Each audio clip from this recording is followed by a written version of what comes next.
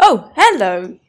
Hello, snakes! My name is Dante, and today it's Podcast Tuesday once again, and we finally got some Throne of Eldraine spoilers up, and yeah, it's really cool.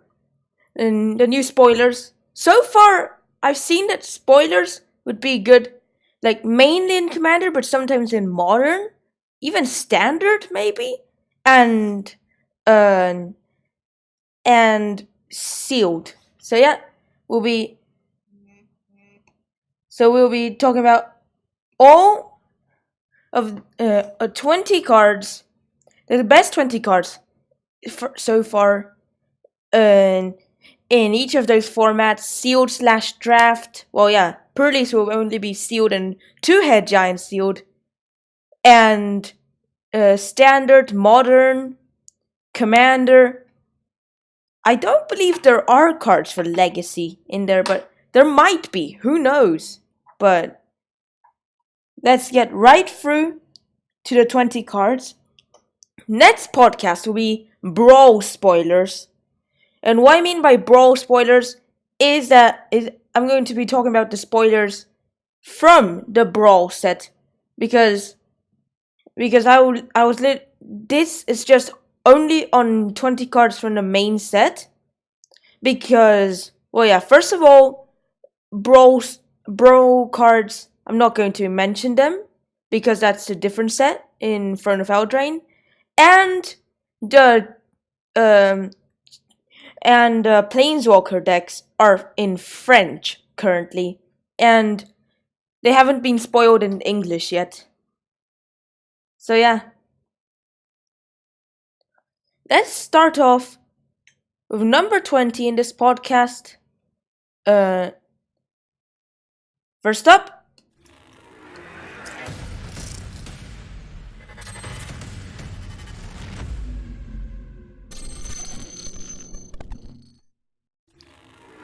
hey, we got a new bird, and this bird is called Gilded Goose. Gilded Goose is a 1-mana 0/2 bird with flying. When enters battlefield, create a food token. Which I made a new food token, and yeah, for this video and the mechanics video, and also I'm going to be making a Spanish mechanics video. Also, if any of you viewers are Spanish and understand more Spanish than English, well, I'm making my first ever Spanish video on YouTube. And yeah, also for 2-mana, tap, you can create a food, tap, sacrifice a food, add 1 mana of any color. It's kind of like a Birds of Paradise, but worse, because, well, yeah, it does have 1 more toughness, but doesn't really matter. Like, Shock can still kill it, Bolt can still kill it, Lightning Strike can still kill it, Wizard's Lightning, well, yeah, it's rotating out, but it can still kill it, and of course, Skewer the Critics can kill it. Still dodges Lava Spike because it only hits players. Yeah, well, yeah, because the thing is that it's worse because you have to create a food as it enters, because it only generates mana if you sacrifice a food. So unless if you keep on paying 2 extra mana to create foods, you'll only be able to tap once for mana on the Gilded Goose. Birds of Paradise can continue, and then the Gilded Goose just eats the food to make mana.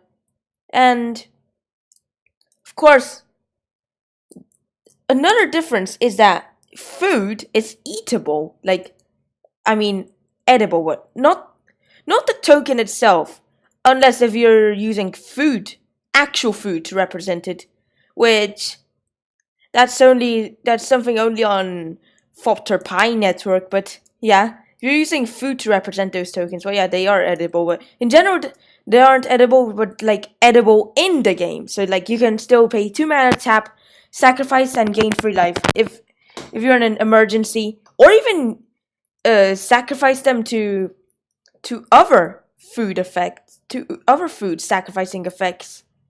Like there's this wolf that in the new set, not on this podcast because it came out today and I made this and I set up this podcast yesterday, so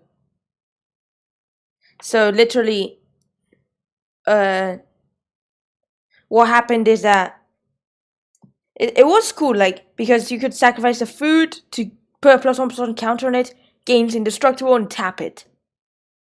Oh yeah. Still wasn't going to make it to top 20. Let's get to card 19. Like 20, but slightly better.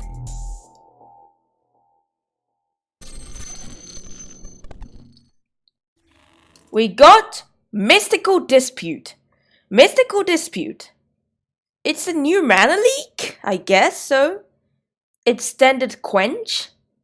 Well, yeah, Mystical Dispute has it's a 3 mana instant, but it costs 2 less if it targets a blue spell. So it costs 1 if it goes for blue, and it costs 3 if it doesn't go for blue. Counter target spell unless its control pays 3. So yeah, it's similar to Mana Leak because Mana Leak is 2 mana to counter target spell unless if control pays 3. Like Mystical Dispute costs 3 mana and can cost 1 mana if it targets blue, so in the middle it's 2 mana. And Gainsay can be similar. Well, Jace's Defeat is better, but not too similar to Mystical Dispute. The very similar card to Mystical Dispute, Gainsay, 1/1 blue, instant, counter targets blue spell. And... hola, Raquel. ¿Cómo estás? Bienvenidos de vuelta.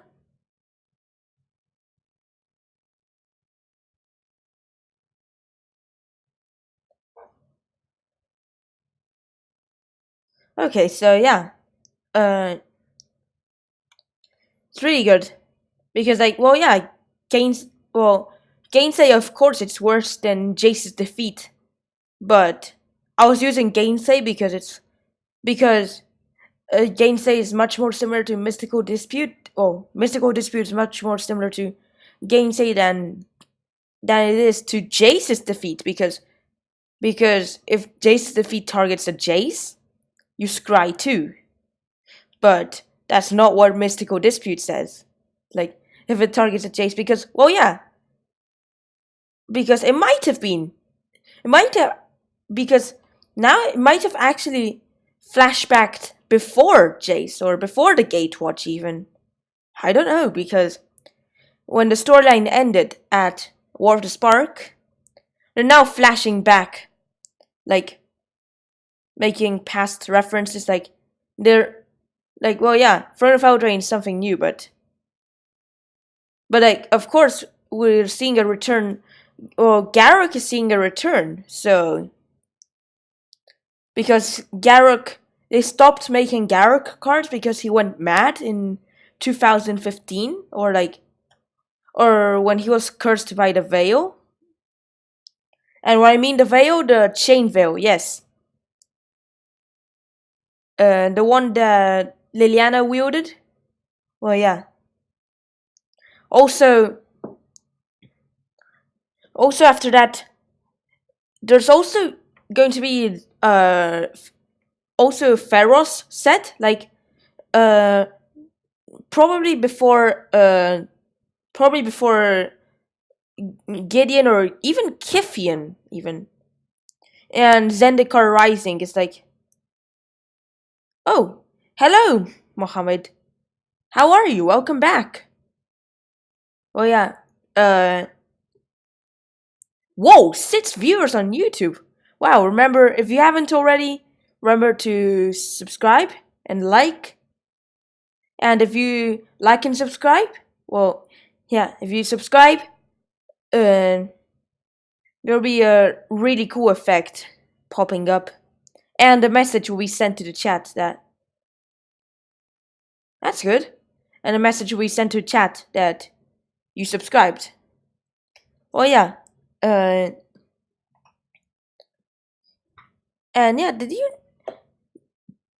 And also Zendikar Rising is Zendikar before the Eldrazi's. So yeah. Also, I got myself a new microphone, a new gaming headset as well. In case if you didn't notice. It even flashes lights, which is cool when it's plugged to the computer. I like it. But let's get to card 18.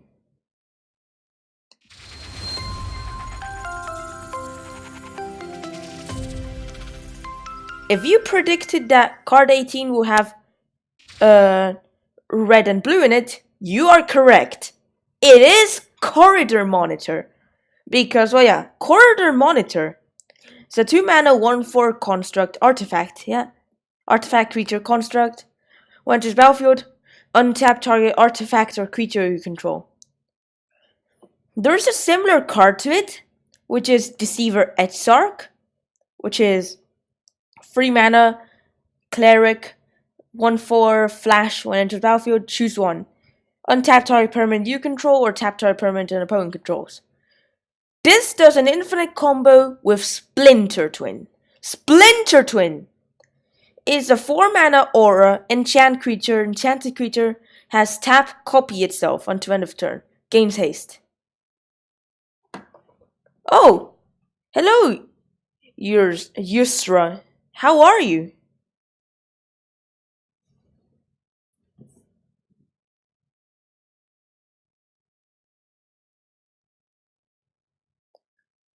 Yeah, so yeah, that's good. So yeah, so Splinter Twin has been banned in Modern, like long time ago. Not sure because must have been banned after 2015 because managed to be in Modern Masters 2015. So it has to be banned after 2015. Don't know when, but because it could do an infinite combo with Deceiver Exarch, like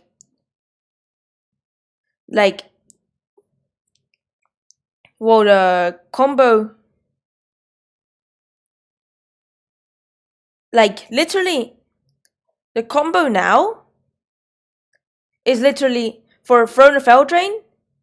It made turn 2 Splinter Twin, turn 3 Splinter Twin combos much easier because in the past to get turn 3 Splinter Twin combos you needed 2 Simian Spirit Guides or 1 Simian Spirit Guide and a Desperate Ritual or Pyretic Ritual.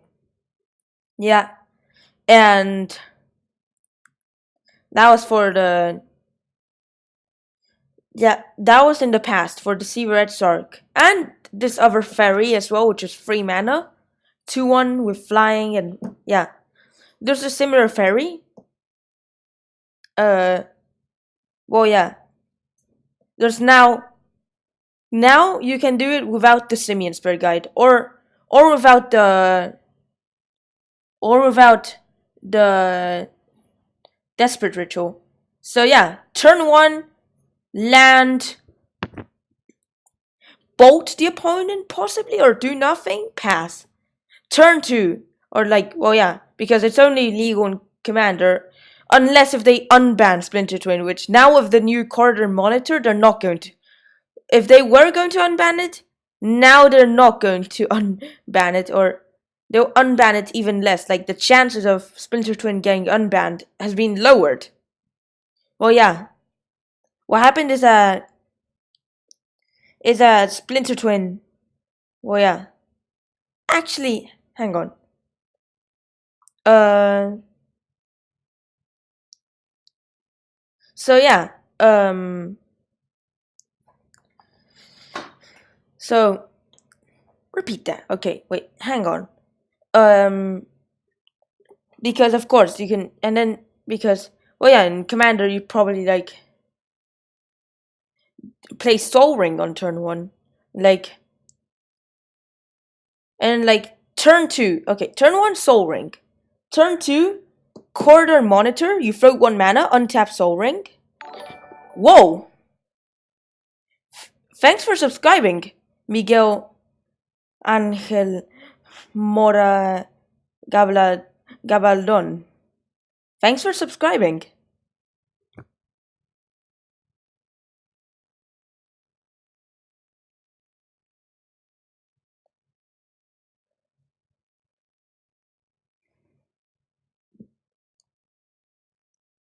Yeah. And there's also there's this and then like, so yeah, you have 1 mana floating and Soul Ring untapped. Tap tap. Cast Splinter Twin, kill everyone on turn 2. Oh yeah, right, turn 2 and you still have 1 mana floating. Good. Wow. Wow, you just eliminate everyone on turn 2. Wow. Because in the past, before that, you'd still be able to do that, but you wouldn't have the floating mana. Because if someone was to daze Splinter Twin, you still have the floating mana to counter it. In the past, you didn't. But if you were to use daze, you'd probably use that on the turn 1 Soul Ring. Or, yeah. You'd use that on the... Oh no, wait, hang on. I made my calculations wrong. No, you don't do turn 2 infinite. Unless if you have a Simian Spirit Guide. That's the only way. But yeah. You can't do turn 2 infinite. The only way possible is Simian, but... Yeah.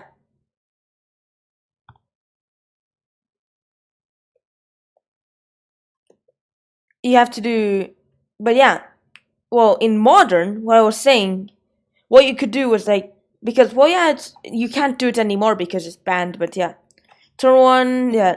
Turn 2, Corridor Monitor. Turn 3, Ritual. Splinter Twin attached to Corridor Monitor. Tap, copy, untap Corridor Monitor. Tap, copy, untap Corridor Monitor. And then, like, do over and over again until you get infinite Corridor Monitors. And then just attack your opponent for infinite. Wow. Yeah, that's why it's good. It's now played in Commander. More Commander 1v1 than Commander normal, but yeah. Let's get to card 17 now.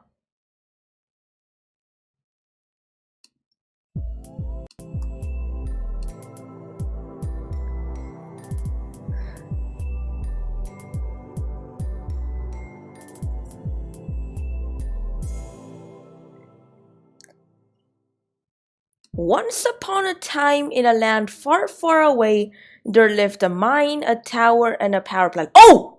Yeah. Our number 17 is Once Upon a Time. Yes, that's literally what the card is called. It's a 2 mana instant. If it's the first spell you cast this game, you may cast it without paying its mana cost. And it says, look at top 5 cards of your library. You may reveal a creature or land card from among them and put in your hand. Put the rest onto the bottom of the library in a random order. Yeah, it's really good. Probably better than Ancient Stirrings, except that Once Upon a Time can't hit artifacts or even colorless spells, colorless sorceries or instants like what was it called? Oh yeah, all is dust. Yeah, all is dust. Well, yeah. Because, well, once upon a time, yeah, it's 2 mana, but you can potentially cast it for free. Ancient Stirrings is a 1 green sorcery. Look at top 5 cards of your library. You may reveal a colorless card from among them and put in your hand. Then put the rest onto the bottom of your library in any order. Yeah. It's really good. Once upon a time might potentially replace or be an add-on to Ancient Stirrings. Because, oh yeah. Because Ancient Stirrings in a Tron deck, you can't turn 1 it. Unless if you waste a turn by playing a forest, because you don't have Tron in your hand, you're still looking for it.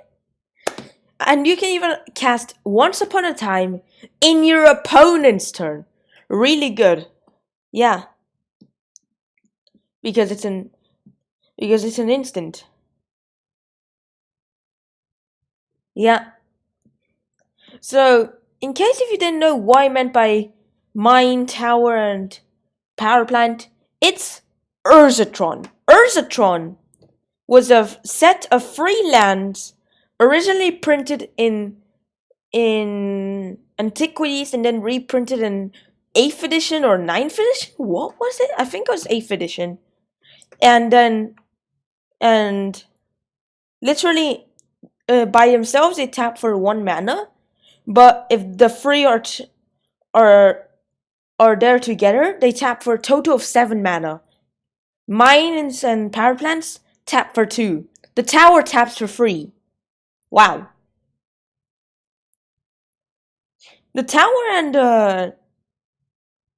and Mishra's workshop, and well, yeah, also Mishra's toy workshop, but that's silver bordered, so we don't care about that.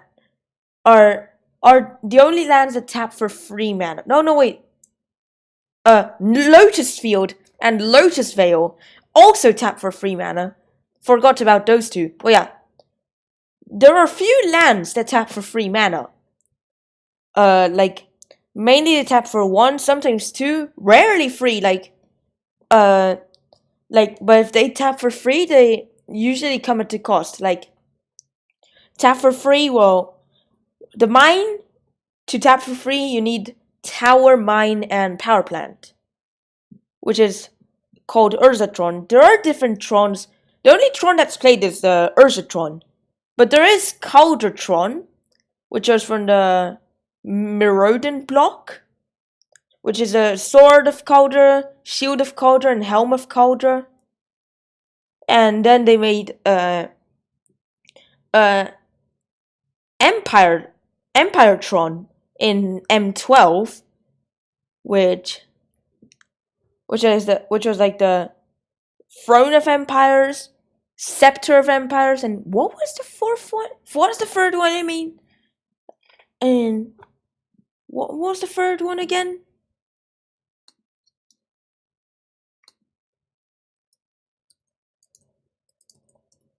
Empiretron.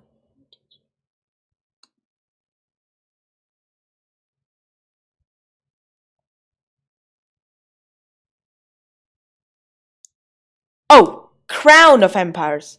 That was the 4th one.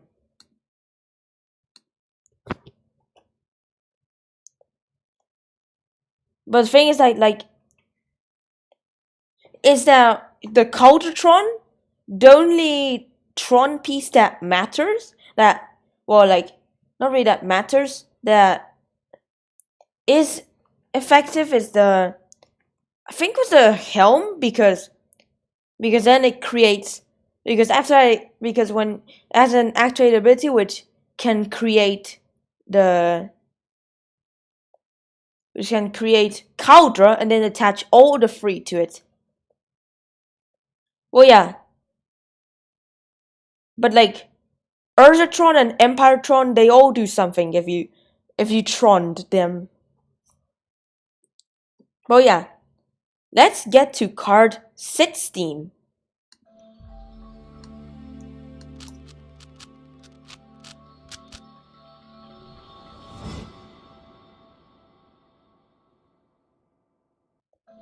we got Heraldic Banner. That is ouch. That is going to be played in Commander in some deck. It's also going to be played in Brawl, potentially Oathbreaker. Like, how are they going to make... Well, yeah, they made standard Challenger decks, but, like, how are they going to make Brawl Challenger decks? Because Brawl is a rotating format. Oh, yes, they made standard Challenger decks, so they might as well make Brawl Challenger decks. And they did. Well, not yet. They will do. And they have been spoiled. Yeah. As part of the Throne of Eldraine set. And yeah. Why don't they make modern Challenger decks? Because they might be way too expensive and Wizards don't want to reprint modern cards? I don't know. Don't ask me, ask Wizards. And also, no Oathbreaker Challenger decks either. Like, literally. There are no Oathbreaker decks. And... well, yeah, the thing is that Oathbreaker isn't official Wizards of the Coast. Commander and Brawl are, but not Oathbreaker. I like Oathbreaker more than Brawl. There's a reason why Brawl died out. Like, no one's really playing Brawl, but now it's coming back. They're also going to make Brawl 1v1 in MTG Arena as well. And yeah. Also, they'll keep cards after standard rotation. And we'll make a standard plus format called Historic. Unfortunately, they're not going to bring back Kaladesh and Amonkhet blocks, nor Zendikar and Innistrad blocks, because there are like 8 sets that got removed from MTG Arena due to rotations. Ah, it had to be rotations. Why? Why rotations? Why? Well, yeah, okay. But like, it would be cool they make Brawl Challenger, Oathbreaker Challenger decks featuring dual Planeswalkers on as the Oathbreakers. But yeah, let's talk about Heraldic Banner. Whoa! Thanks for subscribing, Yusra Abwali. Finally, the Cloudbot message in the chat, because there was a previous subscriber this stream and Streamlabs Cloudbot didn't send a message. By the way, if you want to see the Streamlabs Cloudbot commands, try using commands. Oh yeah. Hola, Clara. ¿Cómo estás? You can always... Exclamation Banner is a 3-mana artifact with, as you enter battlefield, choose a color. Creatures you control of the chosen color get +1/+0. Tap, add 1 mana of the chosen color. Like, it's going to be good in Locust God decks because it makes the insects stronger. And also, potentially Haunt of Hightower decks because everything is black. There's a worse version of Heraldic Banner, all the way back from Alliances, which is called Soul Grail, which is a 3-mana artifact. As you enter battlefield, choose a color. Oh no, when it enters battlefield, not as it enters battlefield. Choose a color. Tap, add 1 of the chosen color, 1 mana of the chosen color. It's definitely worse than Manalith, and that's that Manalith isn't really good. Like Chromatic Lantern and Darksteel Ingot are better cards. What other cards are much better than Manalith? I don't know. Then there's also Hall of Triumph, which is a 3-mana legendary artifact. It's similar to Heraldic Banner. As you enter battlefield, choose a color. Creatures you control the chosen color get +1/+1. Well, yeah, Heraldic Banner swaps toughness swaps toughness and legendary out for extra mana. Yeah, it's good. Heraldic Banner is a good card. And Hall of Triumph is a good card. Soul Grail is a really bad card. Why would you be playing it? Never play this card, ever. Let's get to card 15.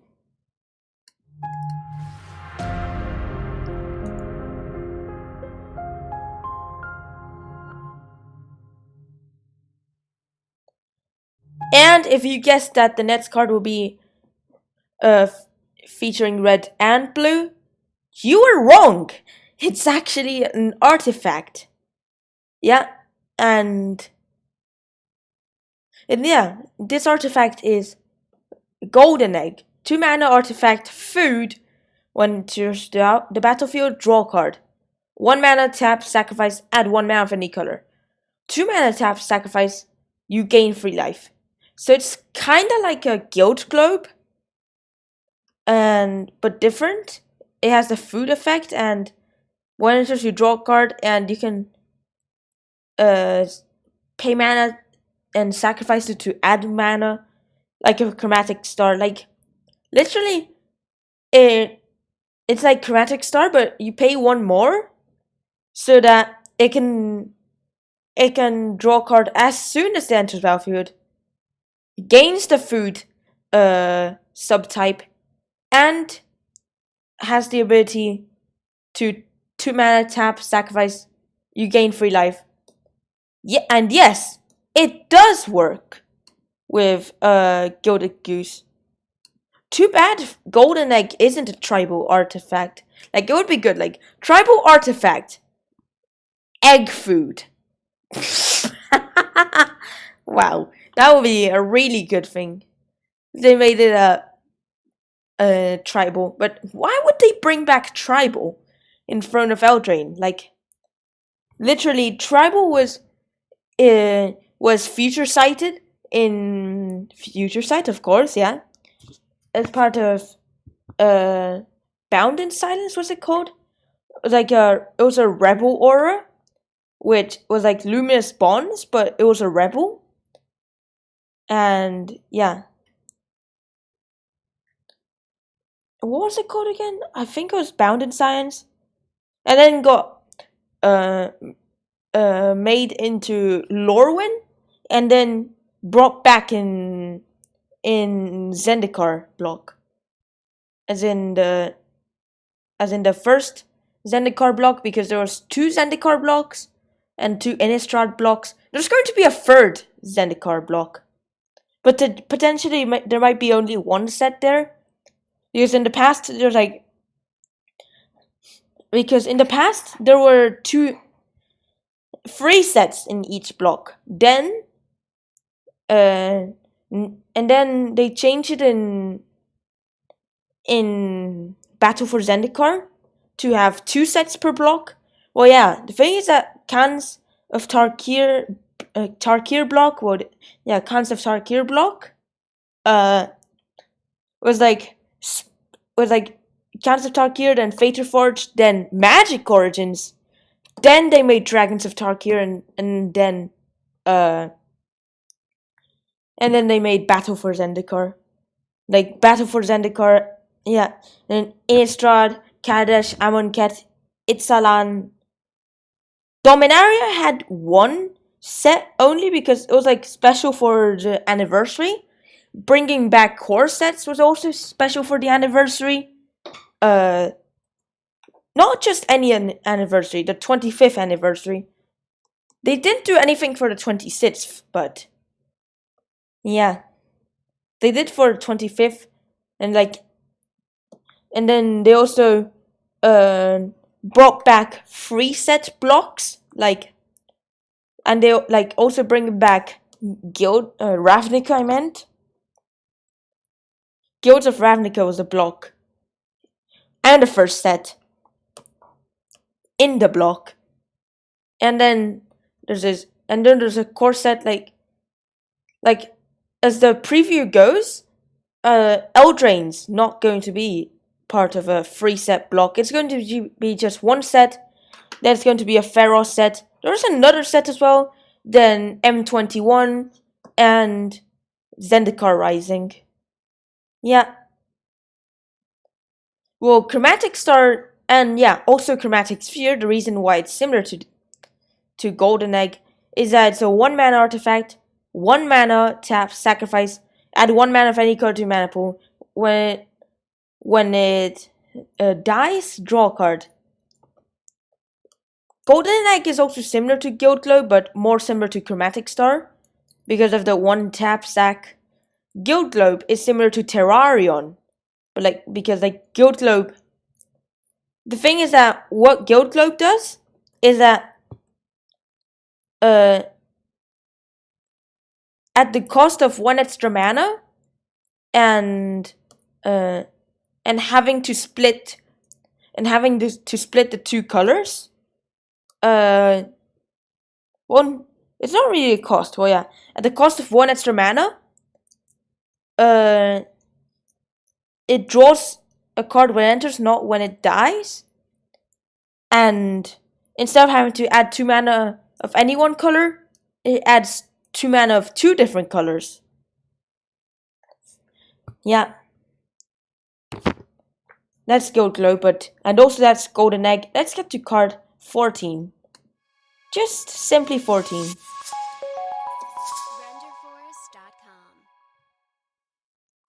We got Questing Beast. That's going to be a new commander. Yes, really. I am going to be making a new commander on Questing Beast. That is, if I get in the pre-release. The thing is that Haunt of Hightower was like my latest commander deck, and I built it when I managed to win it at a commander league. I didn't buy the bots because, well, yeah, I just decided not to buy the bots in Ravnica Legends. I just stick to watching. Okay, never mind. Yeah, I just stick to watching other people open boxes, not myself. Because, well, yeah, I did open boxes in M19 and Guilds of Ravnica because, Nexus of Fate and Impervious Great Worm were very good cards. Also, Haunt of Hightower was much better than them, but the thing is that Nexus of Fate and Impervious Great Worm has more potential in other formats than Haunt of Hightower because it's only really, really powerful in Commander, and the other 2 are good for Commander, Standard. Yeah, that's it. Well, yeah, with Brawl returning, I might be making a Haunt of Hightower Brawl deck. Too bad Rat Colony's rotating. Because would be good using 36 Rat Colonies and 24 Swamps. Well,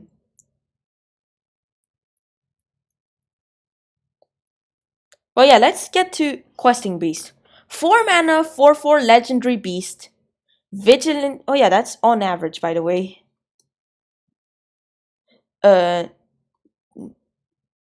This was above average. And this was on average. Now this is on average.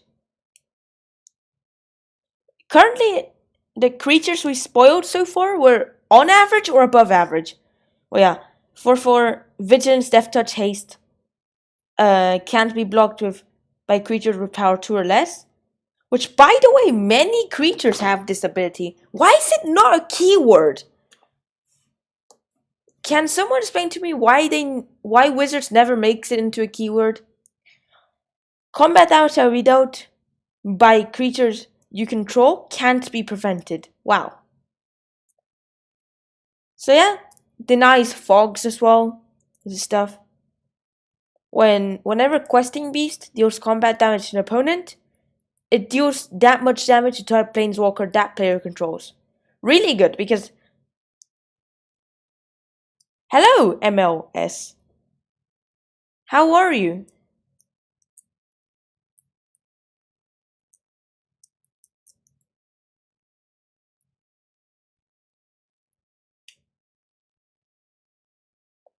Oh yeah, because like 4 mana 4/4.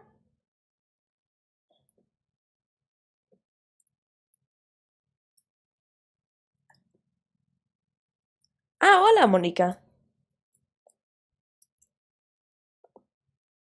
Ah, estoy bien. I'm good. Yeah. Oh yeah.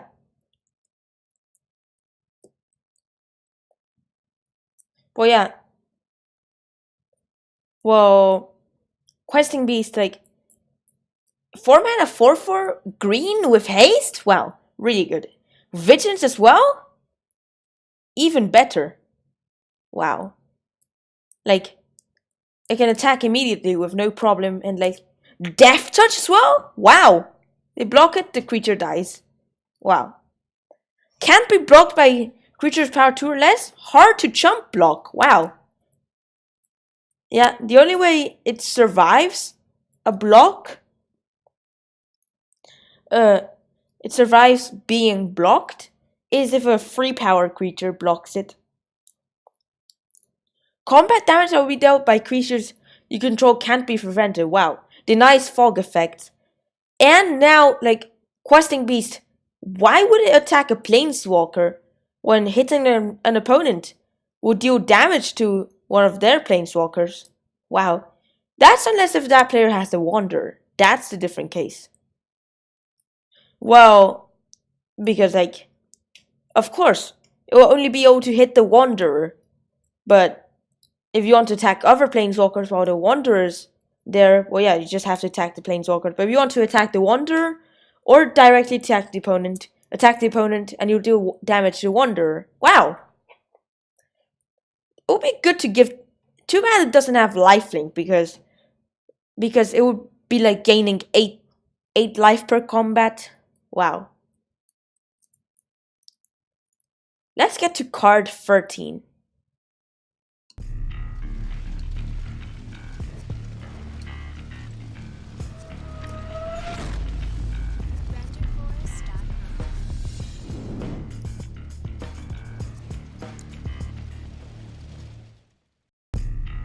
We got Ocko.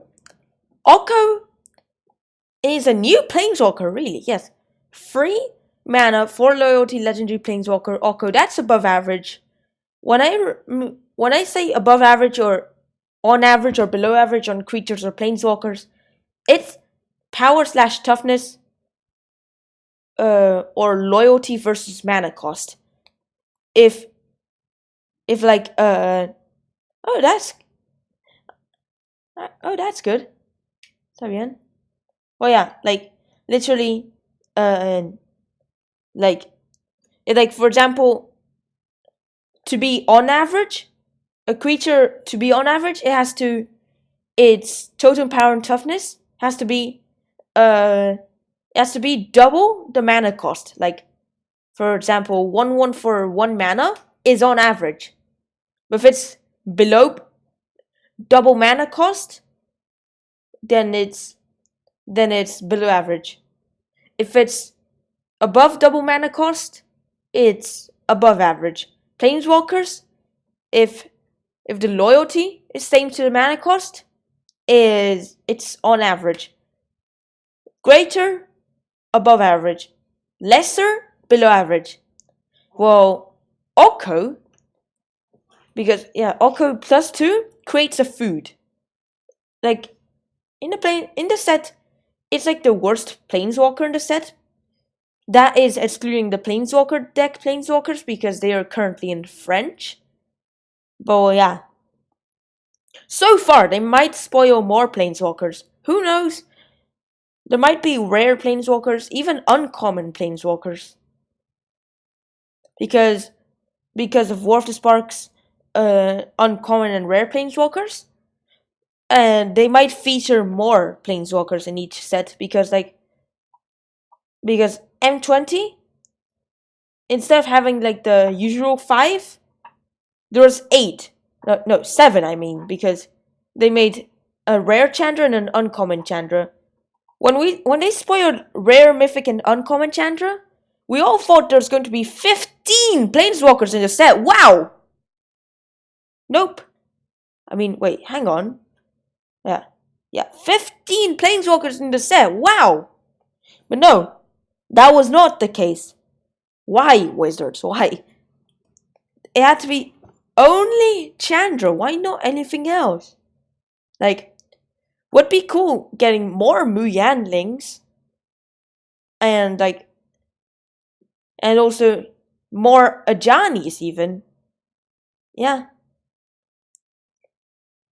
But that's not the case. So yeah. +2, create a food.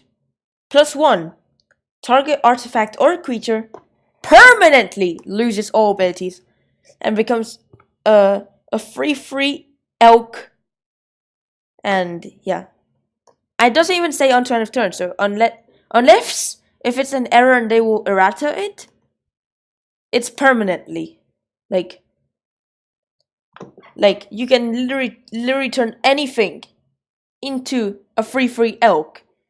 A creature, even an artifact. Wow.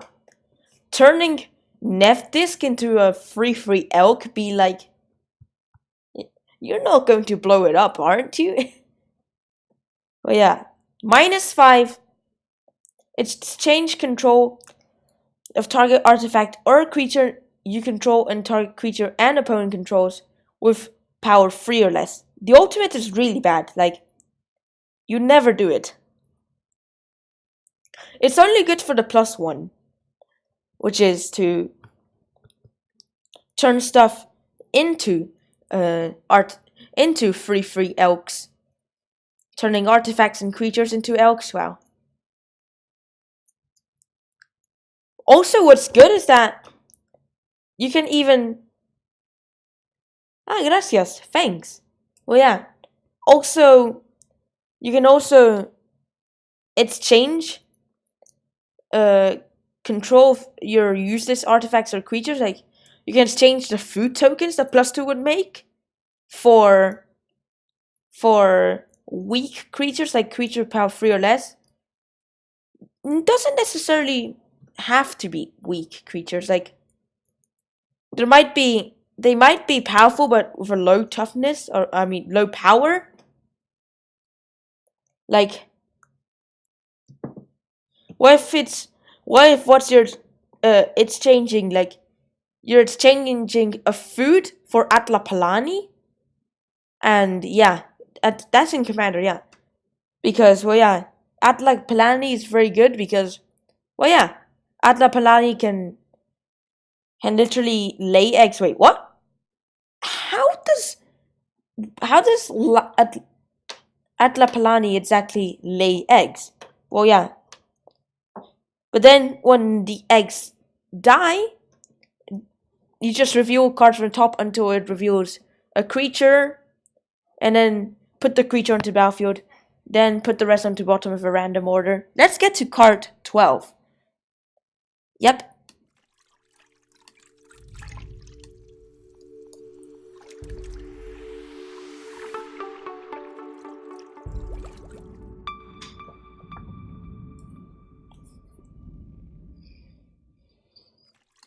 We got Maraleaf Pitsy. Maraleaf Pitsy, it's a 2-mana 2/2 fairy. That's on average. Flying, tap, add green or blue. Because a 2-mana 2/2 or like a 2-mana average creature with flying is always good. Being able to add mana as well, wow, that's really good. Like, because of course, really good 2-mana average creatures would be like literally like 0/4, 1/3, 2/2, 3/1. 4/0 is not a thing, really. Not really. Well, 4/0s, they're only effective if you have something that adds toughness. Like, Leyline of Vitality can give creatures extra toughness. Like, a 4/0 could survive if there's a Leyline of Vitality. or a Master Biomancer can make a 4/0 creature survive. Well, yeah, like literally stuff like Illusionary Informant and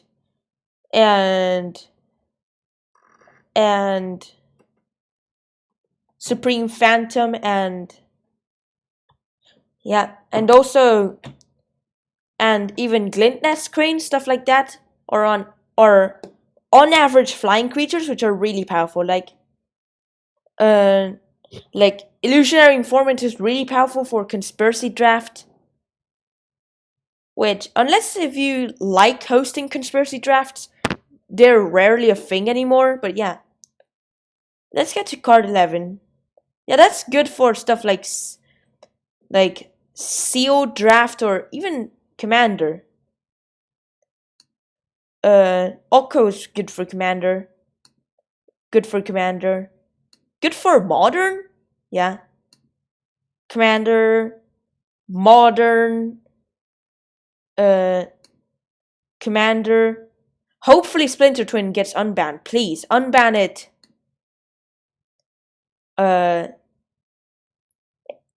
Standard. Commander.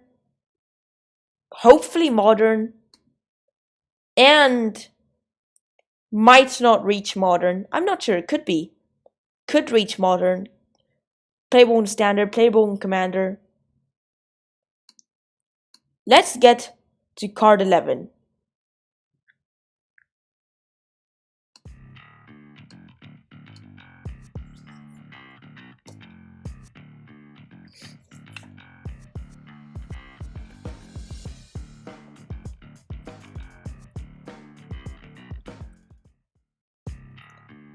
Hey, there's a new card I have to add to my Haunt of Hightower Commander deck. Oh yeah, right.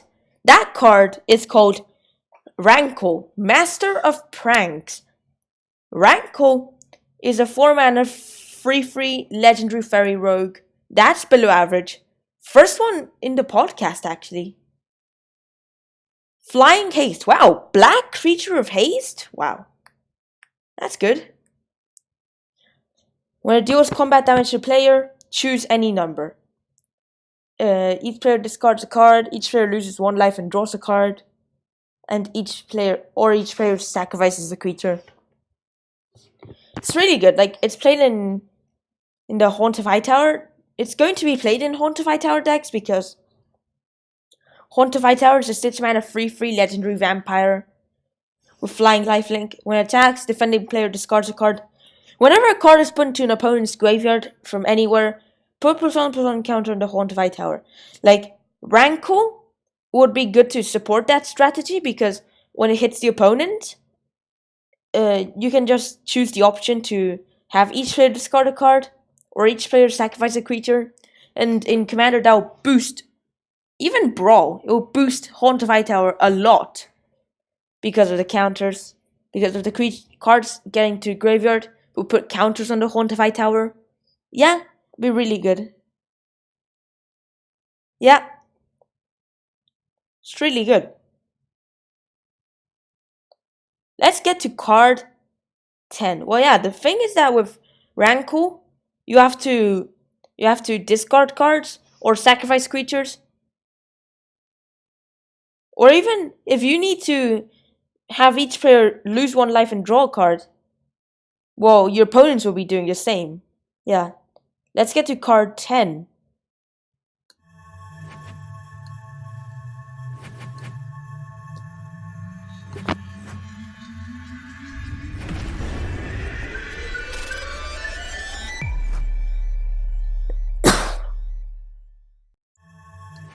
We got Piper of the Swarm.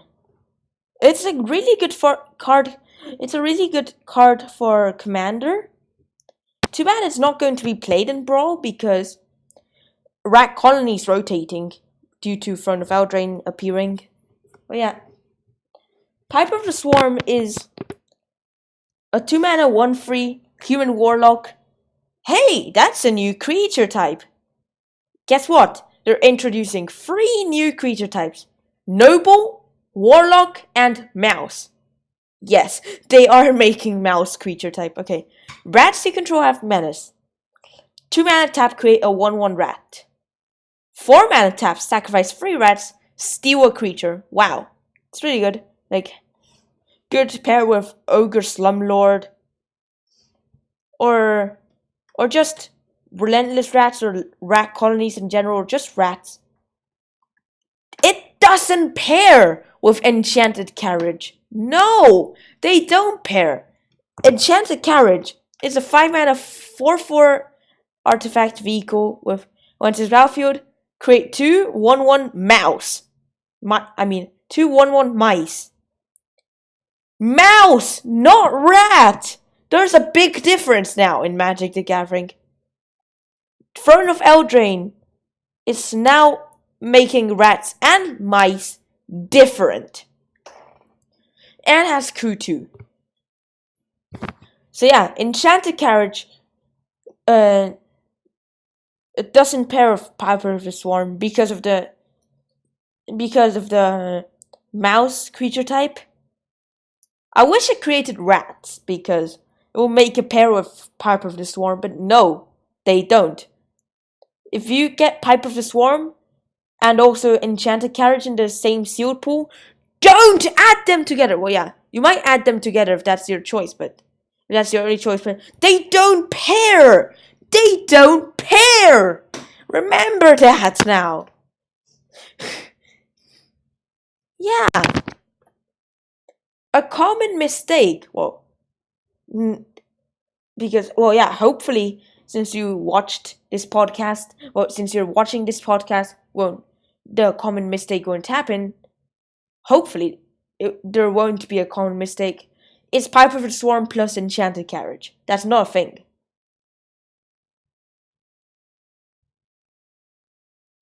But yes, pair it with Ogre Slumlord and Commander. Yes, do that, because 3 creatures die. You get 3 rats. Use those 3 rats to get a creature. And also, as well as the rats having Death Touch, they'll have Menace. Too bad half damage is only silver bordered, because the thing is that for blocking, you have to divide whole numbers on creatures. So then Death Touch, a 1/1 of Death Touch won't kill 2 creatures when blocking. Let's get to card 9. A Basilisk would do.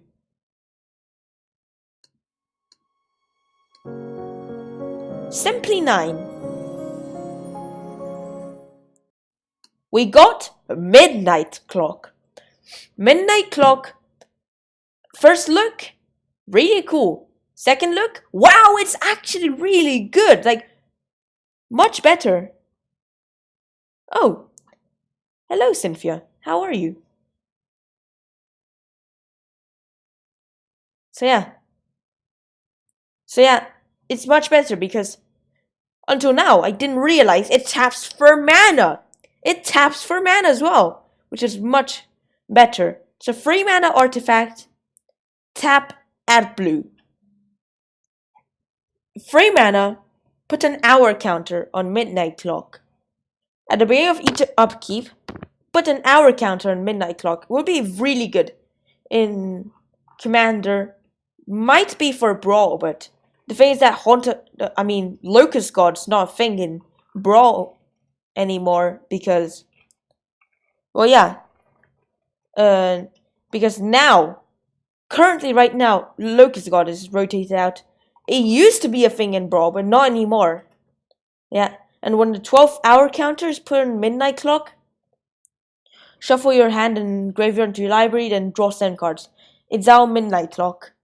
Yeah. It's like literally it's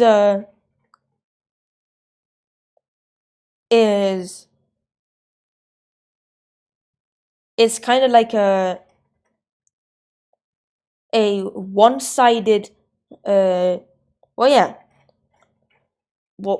really like Time Twister, because Time Twister is a 3 mana sorcery. Set Time Twister aside in the new graveyard pile. Shuffle your hand, library, and graveyard together into a new library. And draw 7 cards. Oh yeah, actually, time twister for each player. Because I just realized it says opponent must do the same. So yeah. One-sided time twister, yeah.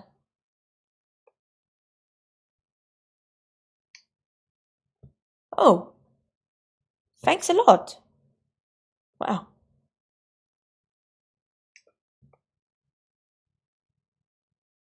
Well yeah.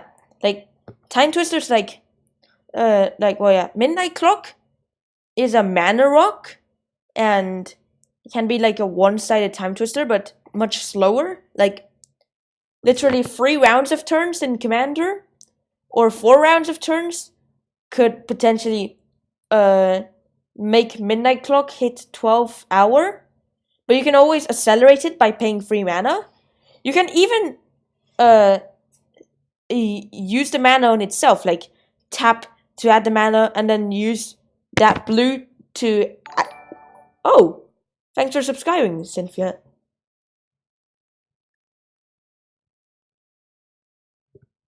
So yeah.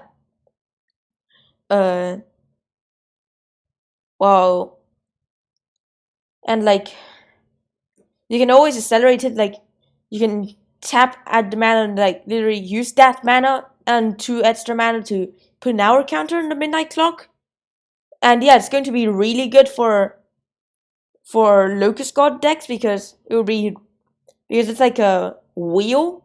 Well, not really a wheel, like better than a wheel because shuffles hand and graveyard into library, like a game plan, time twister, echo of eon. I personally don't like Days Undoing because it ends my turn. There's also, well, yeah, unless if I flash it out with Vedalken Orrery and it doesn't end turns. Echo of Eons, I don't have it, but it is actually kind of expensive, and Time Twister, of course, like it's too expensive. Why would I buy Time Twister's like really expensive? It's a Power 9 card. Yeah. Power 9. Power 9! The 9 best cards of Magic the Gathering. Yes. Actually, how did this get to Power 9 exactly? Because Counterspell, in my opinion, Counterspell and the dual lands are better. The alpha lands are much better than Time Twister, in my opinion. Because alpha lands were rare as well, so why didn't they get included in Power 9? Well, the thing is that if they had to include an alpha land, they had to include all 9 of them because, well, yeah, there are 10, but originally there were only 9. Volcanic Island was added later in beta. So yeah. Yeah. And if they had to make Power 9 and they include the Alpha lands, they'll be like, that's the whole Power 9, just those cards? Wow. Well, what they could do is that instead of making Power 9, they made Power 15 and replace Time Twister by the 9 lands, and because they could include the whole cycle of mods in the Power 9. So why don't they include the almost complete cycle of Alpha lands? Let's get to card 8, the Golden 8.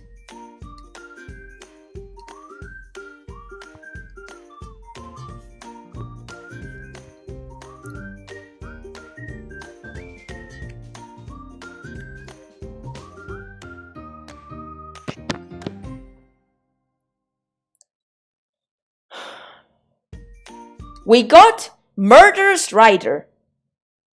Murderous Rider is a good removal by itself. Like, will be played in standard, sealed, not sure if modern though. 3 mana removals might be way too expensive, but will be played in Commander at least.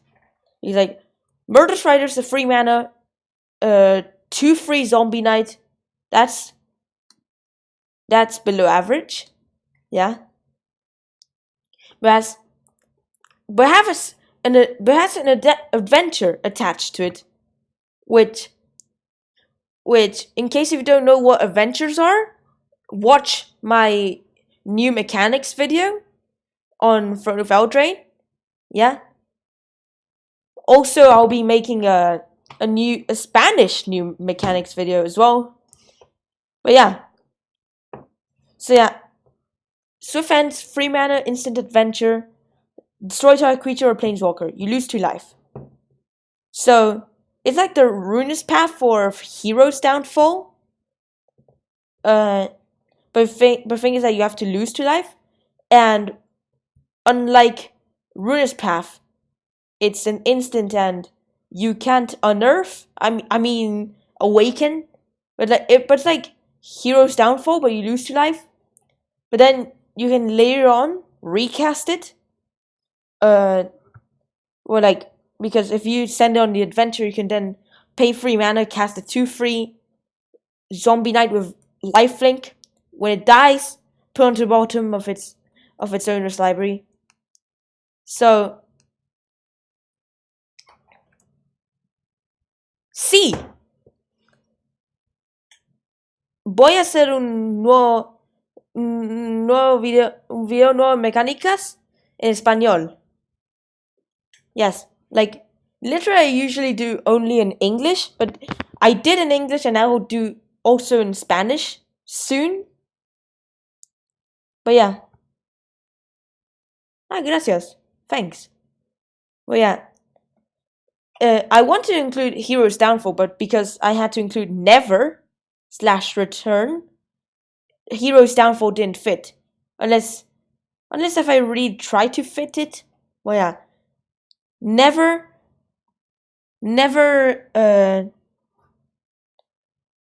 is a 3 mana sorcery. Destroy target creature or planeswalker. Like Ruinous Path, but no awaken. Like Hero's Downfall, but not an instant. And Return is a 4 mana sorcery with Aftermath. Exile target card from a graveyard. Create a 2/2 zombie. So yeah.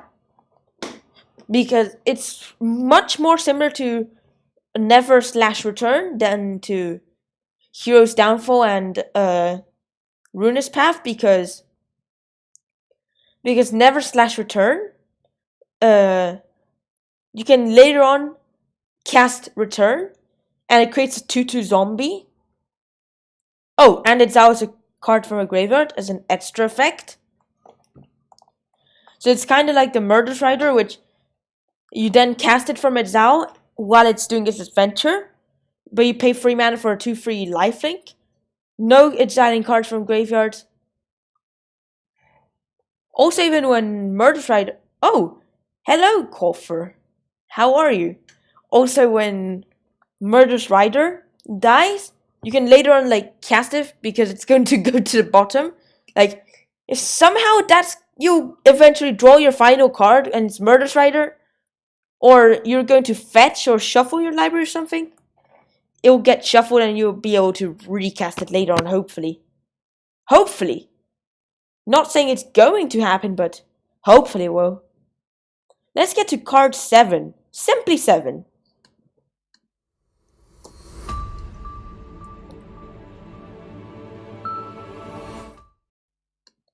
We got the Circle of Loyalty. The Circle of Loyalty is a 6 mana legendary artifact. It costs 1 less to cast for each knight you control. Creatures you control get +1/+1. Not just knights, and all creatures. Whenever you cast a legendary spell, create a 2/2 knight with vigilance. 4 mana tap, create a 2/2 knight with vigilance.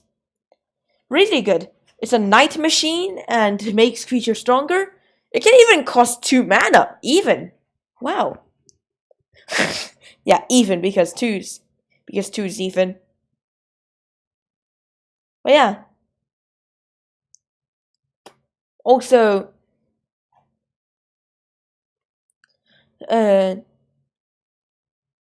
like, because if you have 4 knights, it will be costing 2 mana, so that's good.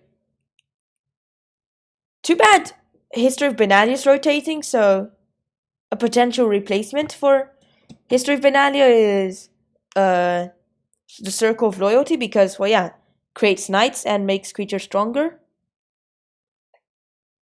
Yeah.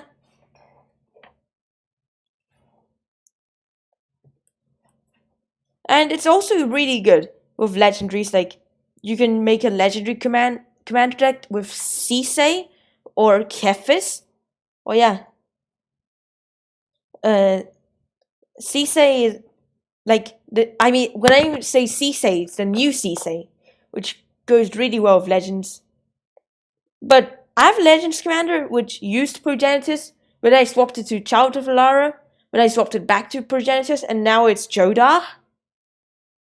Well, yeah, Sisay is also a good Legends commander. Kefis is a good Legends commander, but it's not 5 colors, that's the thing. Let's get to card 6. We've got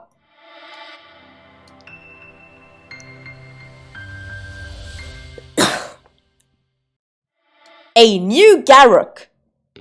Garruk Cursed Huntsman. 6 mana, 5 loyalty, legendary Planeswalker Garruk.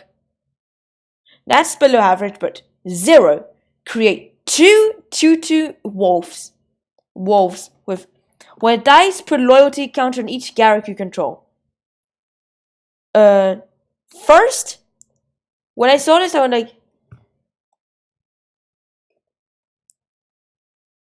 eso es chulo. That's cool. Well, yeah, like, literally, because it will be really good for any wolf tribal decks or Garruk tribal decks. Oh, hello, Charo. How are you? Whoa! 11 viewers on YouTube. Wow, that's cool. Whoa, there's a drop frame? Oh no. But yeah, it's just 1.2%. Doesn't matter. Whoa, 10 viewers. That's a lot. Wow. Never had that much on a podcast Tuesday. Yeah. Maybe many people are interested in Throne of Eldraine spoilers. But yeah. Because it's good for mainly for Garruk tribal, but also good for Wolf tribal. Yeah.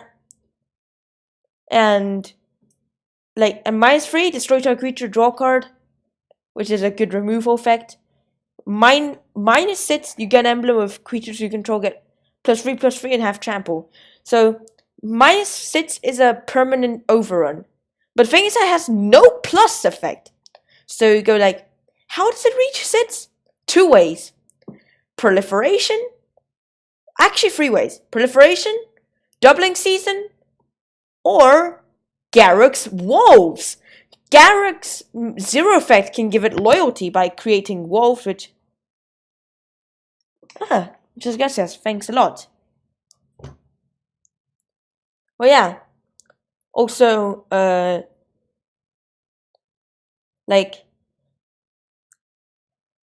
because, well, yeah, when the wolves die, it puts loyalty counters on Garruk. It's like Rare Chanter's first 0 effect, which puts loyalty counters on your red planeswalkers. Yeah. There's a Garruk used to be a green planeswalker until M15 when he became green-black. And yeah, Garruk was one of the best planeswalkers as well. Garruk is a 7 mana, 5 loyalty legendary planeswalker Garruk. Below average, but yeah. OP. +1, destroy another target planeswalker. Wow. Just smash a planeswalker directly as a +1. Another +1. Create a 3/3 beast with Death Touch. Wow, that's good. -3. Destroy target creature. You gain life equal to its toughness. Wow, that's really good. -8. Target opponent gets an emblem with whenever a creature attacks you, it gets +5/+5 and gains trample on turn of turn. Wow, it's really good. Probably like the worst emblem because, well, yeah, like if a creature attacks you, gets +5/+5 and gains trample on turn of turn. Wow, that's really cool. Like, literally, my state, you send it to an opponent, and then in Commander, everyone will be going after that player and finish that player off really quickly. Because +5/+5 and trample can literally eliminate someone. Let's get to card 5.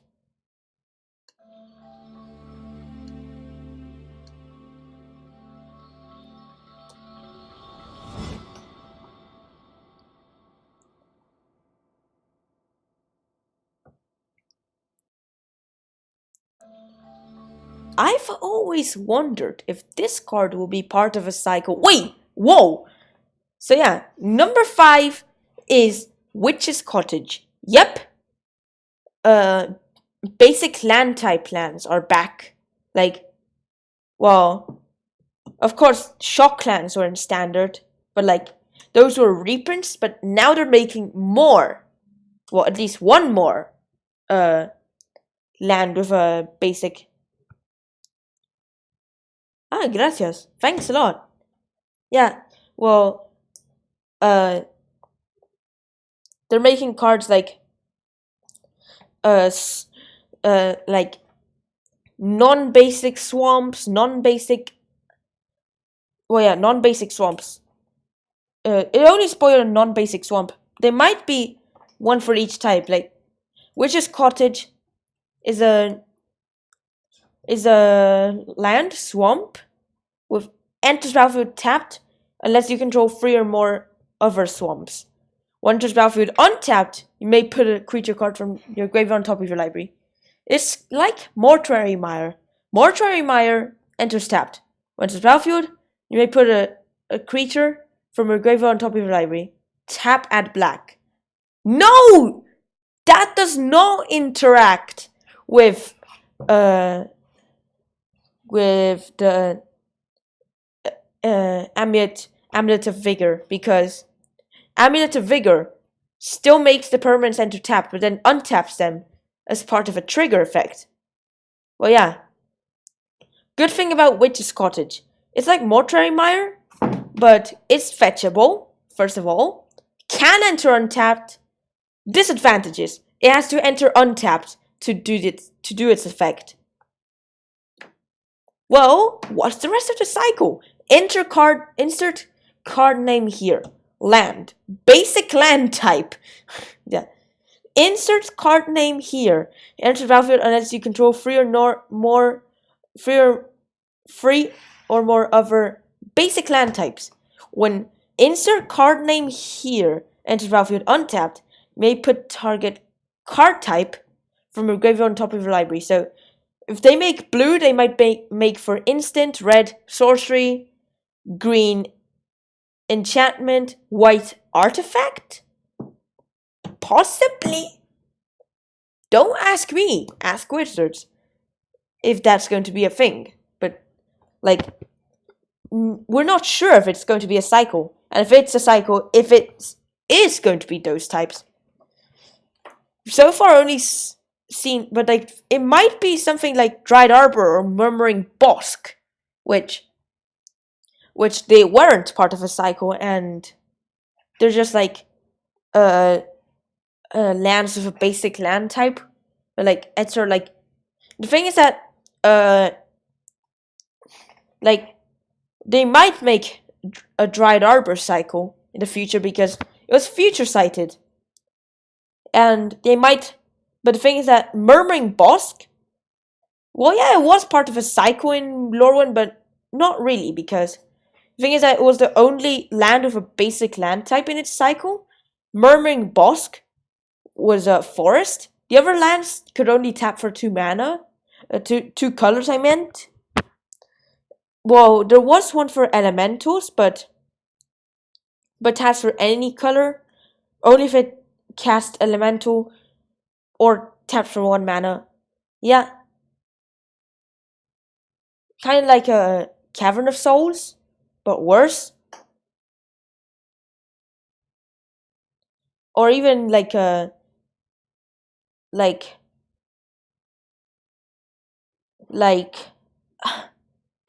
Unclaimed Territory, which is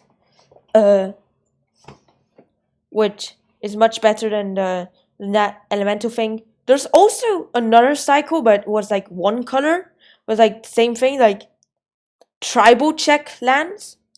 Yeah, something like that, like tribal hand check lands, because well, yeah, they check from the hand. Murmuring Bosk was like the only free color land in the cycle, because instead of tapping for 2 colors, it tapped for a third color, but like forest was its type, but could tap for white or black, but you had to take 1 damage. Like it was like a Caves of Koilos, but was a forest. Fetchable. Wow. Let's get to card 4.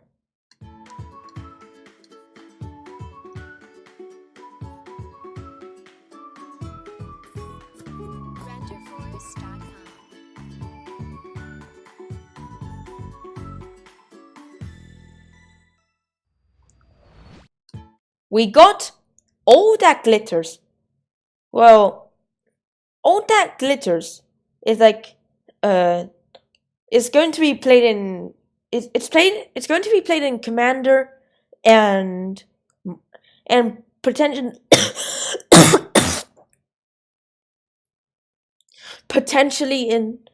in modern Boggles decks. If you don't know what Boggles is, it's like uses stuff like Slippery Boggle and Glade Cover Scout, which are like 1 mana 1/1s with hexproof, and then you attach lots of just auras onto it. Oh yeah, All That Glitters. It's just going to be an extra.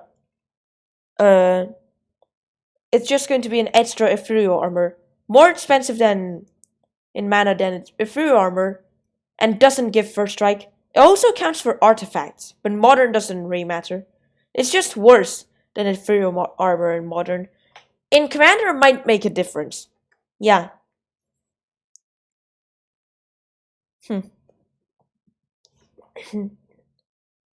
It's really good.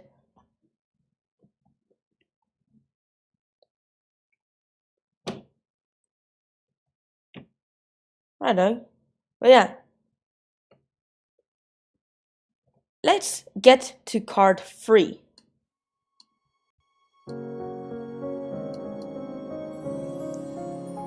Yeah, remember to do that if you haven't already. We got Sir Conrad the Grim. Sir Conrad is good for commanders of 5 mana 5/4 legendary human knight. With whenever another creature dies, or creature card is put into your graveyard from anywhere other than the battlefield, or creature card leaves your graveyard, Sir Conrad the Grim deals 1 damage to each opponent. So yeah, really good.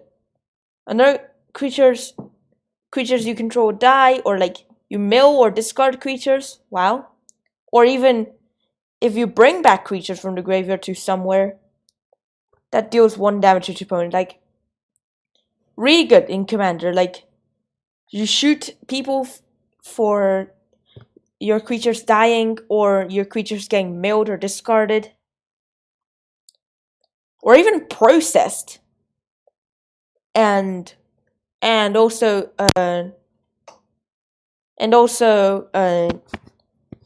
you bringing back creatures from the graveyard to hand, or opponents exiling your creatures from the graveyard, or you bringing them back to the battlefield even. Yeah. Or you exiling them from the graveyards even, like using stuff like Seasoned Pyromancer's 5 mana effect, which that's a thing only in modern, and it's 2 mana, each player mills 1. Yeah. Each player, yeah, it's really good because you mill, you just mill 1, so if you hit a creature, it deals 1 damage to each opponent. So yeah, each player mills 1, really good, because hit a creature, deal damage to each opponent. Then if you hit a creature, you can bring it back, potentially, and they'll also hit the opponents. Will be really good in Quantify Tower decks because 2 mana to mill will pump Haunt of Hightower because everyone will be milling. Yeah. Let's get to card 2.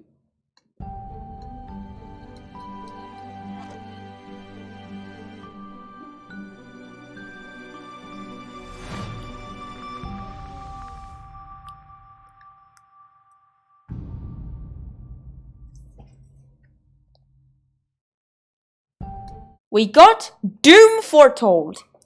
It's a really good card in Commander, and also in Brawl as well would be a good card. Oh yeah, 4 mana enchantment. At the beginning of each player's upkeep, that player sacrifices a non-land, non-token permanent. If that player can't, they discard a card. They lose to life. You draw a card. You gain to life, and you create a 2/2 knight with vigilance. Then you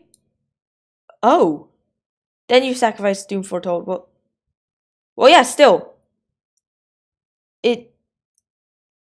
it's good. Like, I didn't read it saying then you sacrifice Doom Foretold, but still, even then, it's still really, really, really good. Oh yeah. Like, literally,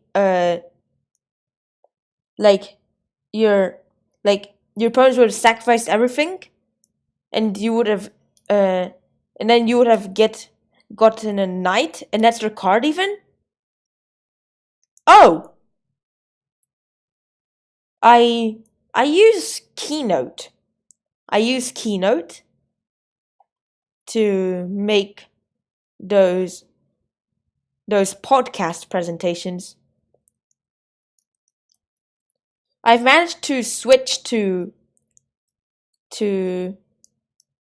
Keynote presentations ever since Modern Horizon spoilers, because they're more effective. I've made also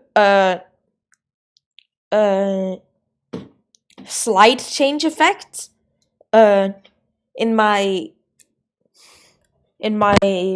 Mythic Edition podcast, which then muchas gracias. Thanks a lot. Well, yeah. Also, you can use those,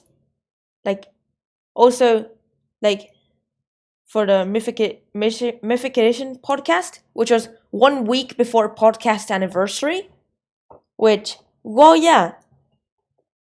The podcast anniversary podcast was stick to Tuesdays. Oh yeah, Doom Foretold. Oh! Thanks for subscribing, 764 Kristen. But yeah, also, as well, Doom Foretold. If you manage to do Opalescence and then attach Assault Suit to it, you'll never have to sacrifice Doom Foretold due to its own effect. Well, what I mean by that is due to its own effect, as in gain life, you drain life of someone, you get knights as well. So it can be good in sealed as well. Not sure if it's going to be played in... Oh! Thanks for subscribing, Silmal. But you could also use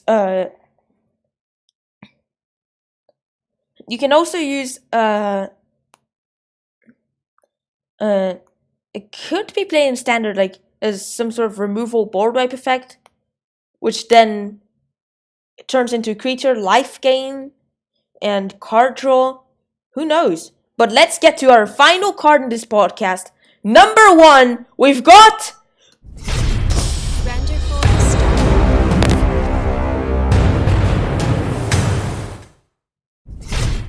the Royal Skians. The Royal Skians is Magic the Gathering's first ever dual Planeswalker. And what I mean by dual Planeswalker is that it features 2 Planeswalkers on one card and having 2 types as well. So the Royal Scions are a 3 mana legendary Planeswalker, Will Rowan, 5 loyalty, above average as well. Yeah. Anyway, Sir Conrad is below average, by the way. But yeah. As well, the Royal Scions, the thing is that I expected like them to be separate, but like I wasn't really sure if they were going to partner with each other, but no, I was wrong. They were together. They finally made dual Planeswalkers, something I really wanted Wizards to make, but not how I expected it to go, because I expected dual Planeswalkers to share at least one color, like literally Jason Teferi share the color blue, and also like Ajani and Nisa share the color green and stuff. But yeah. Or like Tezzeret and Nicol Bolas share the color blue.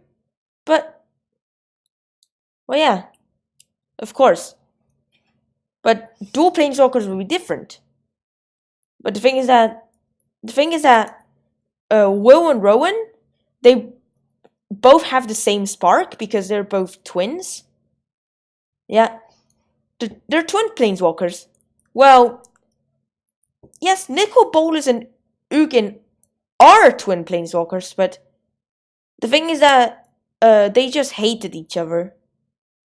They always fighted each other. They caused the storyline to start in Fate Reforged when literally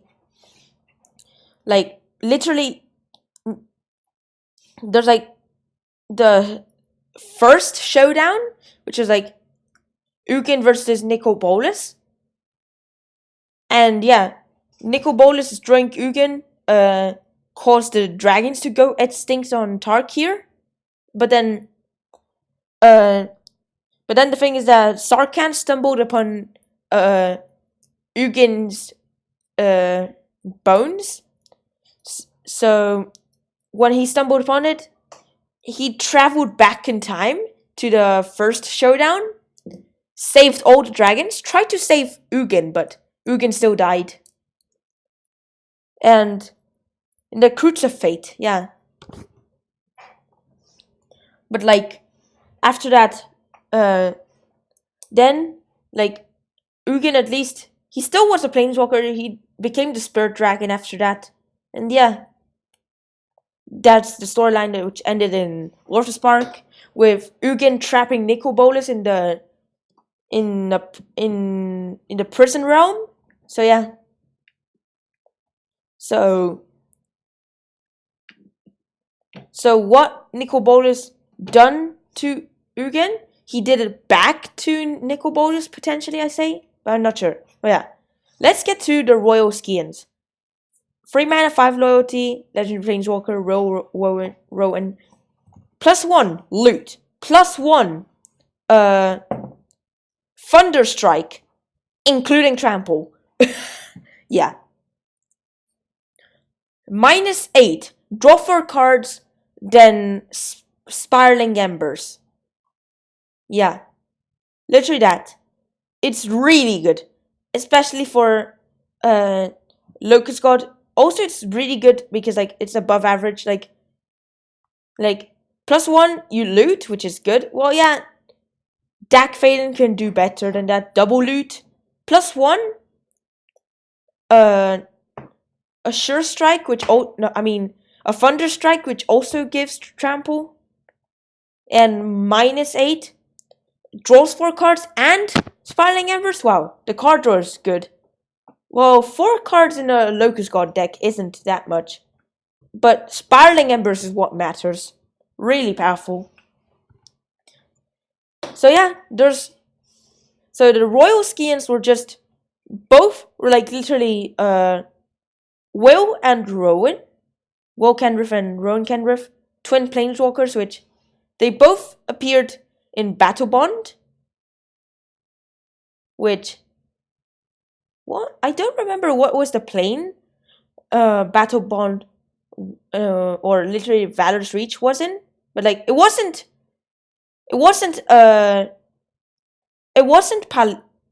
Fiora, and of course these two planeswalked to that plane, so it's not Eldraine either. But like it was like I don't remember what it was. It started with H. I remember.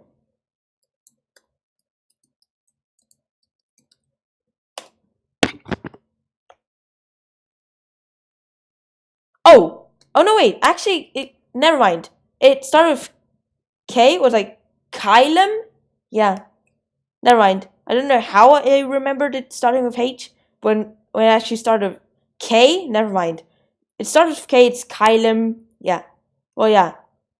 Will Kendriff, 6 mana, 4 loyalty, legendary planeswalker. Well, below average, but yeah. +2 until your next turn. Up to 2 target creatures have base power and toughness 0-3 and lose all abilities. -2. Target player draws 2 cards. Until your next turn, instant sorcery and planeswalker spells that player casts cost 2 less to cast. -8. Target player gets an emblem with whenever you cast an instant or sorcery spell, copy it. You may choose new targets for copy. Partners with Rowan Kendriff, and he can be your commander. Rowan is 6 mana, 4 loyalty, legendary planeswalker Rowan. Below average, but yeah. +2, during target player's next turn, each creature that player controls attacks if able. So you force the creatures to attack. Also, Will Kendriff can make 2 creatures weak, so they're forced to attack, you just block them and kill them with 3 powered creatures. -2. Deals 3 damage to each tapped creature target player controls. -8. Target player gets an emblem with whenever you activate an ability that isn't a mana ability, copy it. You may choose new targets for the copy. Partners with Will Kendriff, and it can be your commander. So yeah, Rowan and Will are the only 2 planeswalkers to be able to be commanders, which and that weren't from commander sets, because the thing is that usually planeswalker commanders were stuff from commander sets like 2014 and 2018 featured planeswalker commanders, but Battle Bond made 2 extra. Yeah. Also, unexpectedly, Rowan in the new Throne of Eldraine set is wearing a hood now. Like, in Battle Bond, she wasn't, but now she is wearing a hood. I don't know why, but yeah. Don't ask me, ask wizards. But yeah. Throne of Eldraine will be a really cool set, especially for commander players like me, possibly like you. Also, congratulations, you've reached the end of this podcast. So, if you haven't already, why don't you like and subscribe and follow? Since you've reached the end of the podcast, it's free. So, if you haven't already, why don't you subscribe or follow, follow? Yeah. Also, yeah, thanks for watching. Hope you enjoyed this podcast a lot. Like, subscribe, follow, share for friends. Stay tuned to our next videos and streams and podcasts. And the podcast will be live every Tuesday, so stay tuned to them and watch our videos too. Thanks for watching. Hope you enjoyed it, and bye.